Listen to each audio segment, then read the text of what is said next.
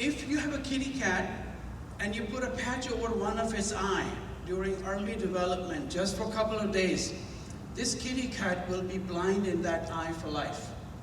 People who can't hear, they actually cannot speak because the brain cells have to fire together in order to wire together.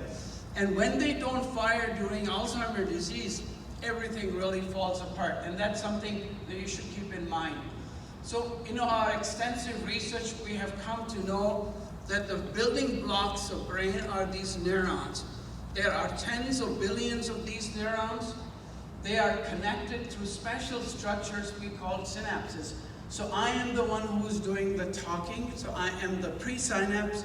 You're receiving this information, you are post-synapse, and this microphone is the synapse through which we are communicating with each other. And hopefully if you stayed awake, you would have gotten several thousand new synapses before you leave this room. So something important, and these neural circuits, synapses connect, but they are not hardwired, and your synapses change, or the synaptic plasticity, the functioning of brain changes all the time. And this gives rise to our behavior. So we know that epigenetic and genetics plays a very important role in wiring our brain, and now we are beginning to tap into large networks of brain cells just to figure out how it functions. So brain cells, if they are deprived of activities, we had the opportunity to get the brains of some of these kids who were really kept in the terrorist camps. It's something too important, extreme neglect. They were chained, they were beaten, and they were not given food or anything. If you look at the brain of that child who is neglected extremely, you can see the size of the brain, how different it is. And you also see these big holes in the brain. This child's brain is no better than a dog. So the child will do anything that the master will tell them to do. So, during early development, we know that the distress, the long-term stress, it really alters the brain and the brain structure as well as functions as well. Now here's a quiz for you. I would like you to take, maybe 30 seconds to look at this picture and tell me, what do you see?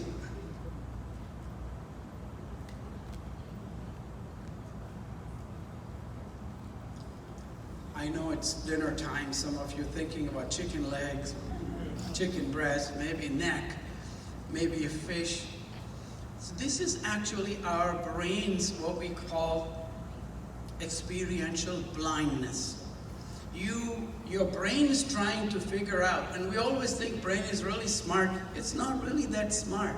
Most of it is guesswork, and I'm telling you this because this is what I'm going to exploit about brain, that it is really not that smart, that we can connect it with a semiconductor chip. So when you look at this picture, your brain is really thinking about your past. Oh, maybe this is a shark, maybe this is a camel. But let me show you what it actually is. Now you take a look at it, a real good look. Now you are no longer experientially blind. If I put this back, you can actually see the picture. So of course I am from West, I need to also show this. If you look at this image, it would really your brain is constantly trying to deduce. It's making up a story, it's making up things, it's kick-starting to trying to figure out what this thing is.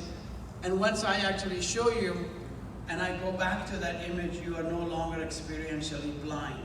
So I think the brain has the ability to fill in the gaps at big time whenever it sees the empty things.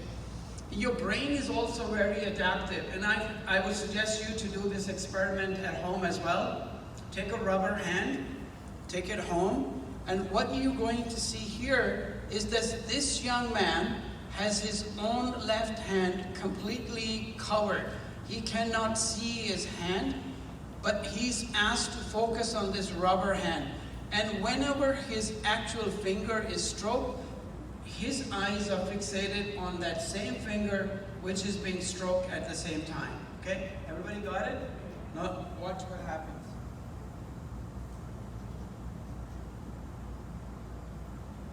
Practice.